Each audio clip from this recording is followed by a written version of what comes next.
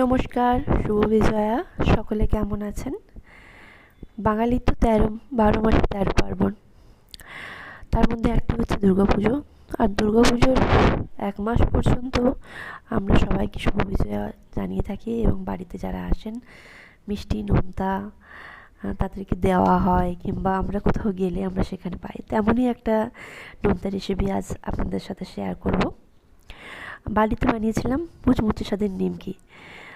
Ingredients ছিল ১ cup ময়দা, ১ cup আটা, হাফ কাপ চালের গুঁড়ো, সামান্য কালো জিরে, সামান্য জোয়ান, অল্প একটু নুন, ২ চা চামচ মতো চিনি আর সাদা তেল।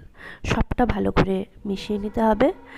এমনভাবে মেশাবেন যাতে মেশানোর পর হাতে মুঠো করলে দলা পাকিয়ে যায়, আবার ছেড়ে দিলে একটু খুলে যায়। পারফেক্ট ময়ান দেওয়া হবে। এরপর অল্প জলে একটু শক্ত করে ডোটা মাখিয়ে নিতে হবে।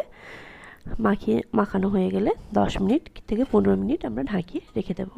হাতে যদি সময় না থাকে না ঢাকিয়েও করতে পারেন। এরপর আমরা দুভাগে ডোটাকে ভাগ করে নিয়েছি আমি।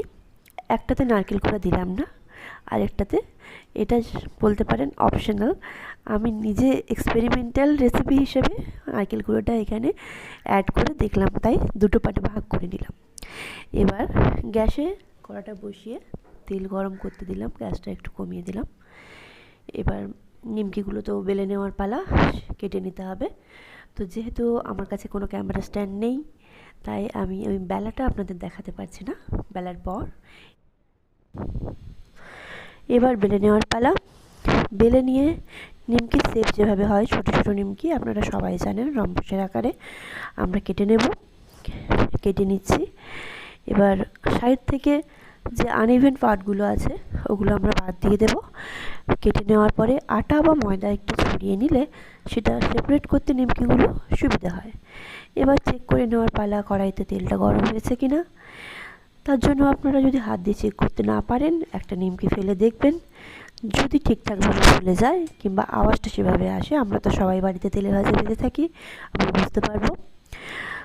মনে হচ্ছে না গরম হয়নি, আর একটু গরম হবে, তাই প্রথম এরপর আমি কয়েকটা নিমকি একে এক করে ছেড়ে দেখলাম। দেখুন প্রত্যেকটা কি সুন্দর ফুলে যাচ্ছে। যখন ভাজবেন নিমকি তখন মডারেট মিডিয়াম আছে, লো টু মিডিয়াম আছে রাখবেন, একদম হাই ফ্লেমে করবেন না। নিমকিগুলো ছাড়ার সময় হাই ফ্লেমে দেবেন, তারপর একটু ফুলে উঠলে মিডিয়াম টু লো ফ্লেমে করে আস্তে আস্তে ভেজে নিতে হবে, না হলে মুচমুচে হবে না ব্যাপারটা। খানিকক্ষণ ভাজার পর উল্টে পাল্টে ভেজে নেওয়ার পর যখন